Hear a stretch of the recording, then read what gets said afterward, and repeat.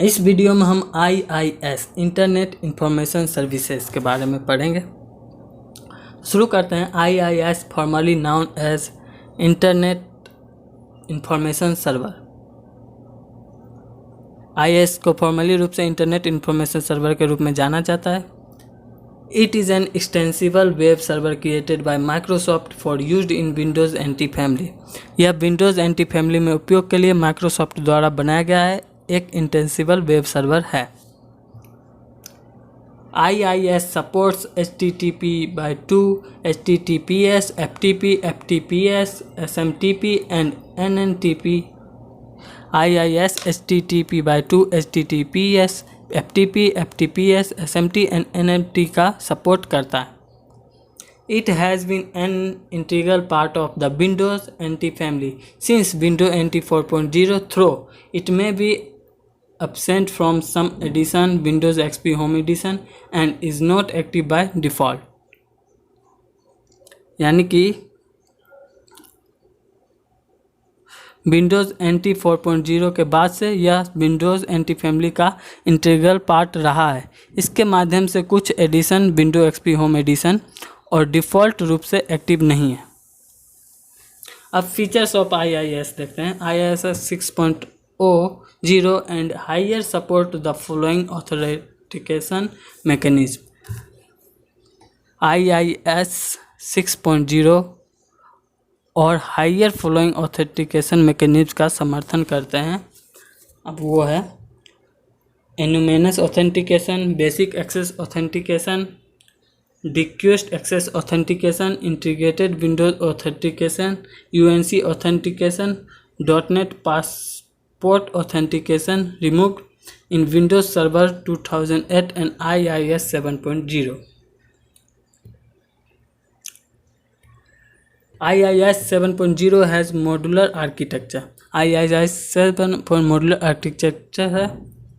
Modules also called extensions can be added or removed individually so that only modules required for specific functionality have to be installed। जिन्हें extension भी कहा जाता है को individually जोड़ा या हटाया जा सकता है ताकि केवल विशिष्ट कार्य क्षमता के लिए आवश्यक मॉड्यूल इंस्टॉल किए जा सके। IIS 7 includes native modules as a part of the full instruction। These modules have individual features that the server uses to process request includes the following।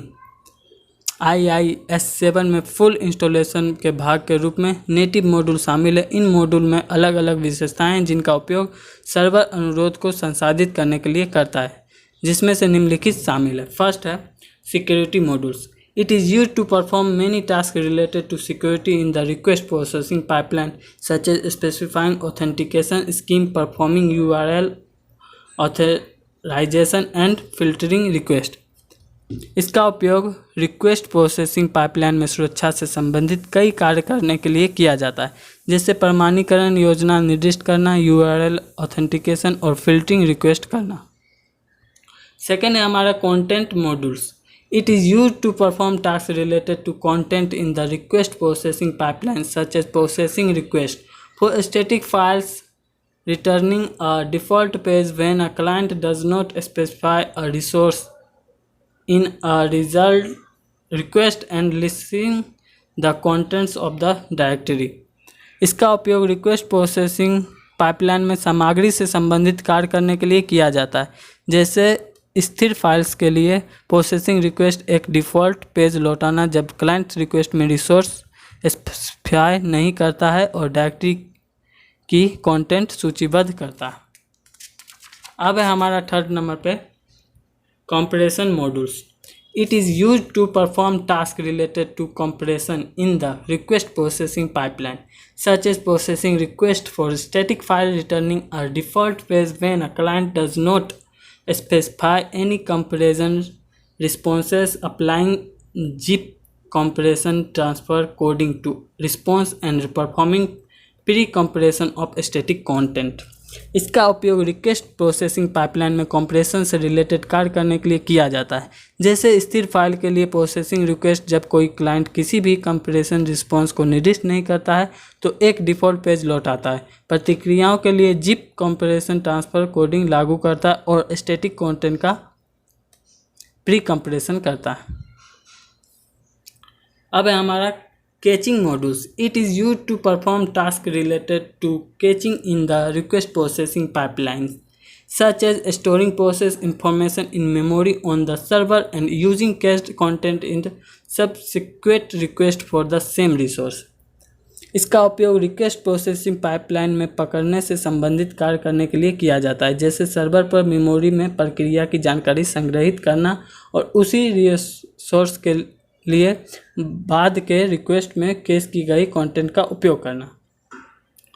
अब है हमारा logging and diagnostic module. It is use to perform task related to logging and diagnostic in the request processing pipeline, such as passing information and processing status to HTTP for log in reporting event and tracking request currently executing in workers process. इसका उपयोग request processing pipeline में logging और diagnostic से related कार्य करने के लिए किया जाता है, जैसे लॉगिन के लिए HTTP को इन्फॉर्मेशन और प्रोसेसिंग स्टेटस पास करना, रिपोर्टिंग इवेंट्स और वर्तमान के वर्कर्स प्रोसेसेस में एग्जीक्यूटिंग ट्रैकिंग रिक्वेस्ट करना। तो इस वीडियो में इतना ही। मैं मिलता हूँ आपसे नेक्स्ट वीडियो में। तब तक के लिए बाय बाय। जय हिंद, वंदे मातरम।